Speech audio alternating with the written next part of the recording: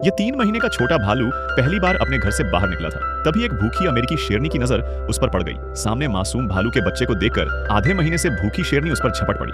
छोटा भालू डर से कांप उठा।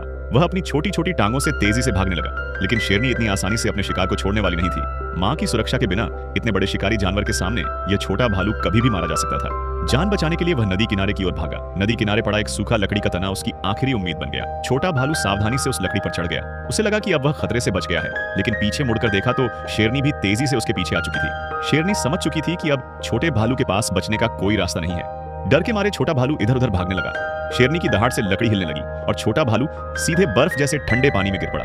ठंडे पानी से उसका शरीर कांप उठा, लेकिन अब उसके पास रुकने का समय नहीं था, क्योंकि किनारे पर खड़ी शेरनी अभी भी उसी का इंतजार कर रही थी। छोटा भालू जन्म से ही अच्छा तैराक था। वह फिर लकड़ी पर चढ़ गया और नदी के बहाव के साथ आगे बढ़ने लगा।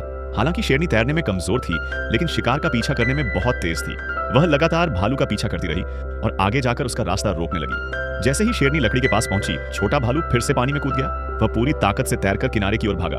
गुस्से से शेरनी जोर जोर से दहाड़ने लगी। छोटा भालू अपनी आखिरी ताकत लगाकर किनारे पर पहुंचा, लेकिन जैसे ही वह बाहर निकला, शेरनी बिजली की तरह उसके पास पहुंच गई। उसे संभलने का मौका भी नहीं मिला और शेरनी ने जोरदार पंजा मार दिया। उसके मासूम चेहरे से खून बहने लगा। चेहरा पूरी तरह लाल हो गया, लेकिन छोटा भालू फिर भी डरा नहीं। उसने अपने छोटे छोटे दांत दिखाकर शेरनी को चेतावनी दी, मानो कह रहा हो, मैं इतना कमजोर भी नहीं हूं। शायद शेरनी उस छोटे भालू की हिम्मत देखकर डर गई। वह अचानक पीछे मुड़ी और भाग गई। तभी कैमरा पीछे गया और वहां एक विशाल काला भालू दिखाई दिया।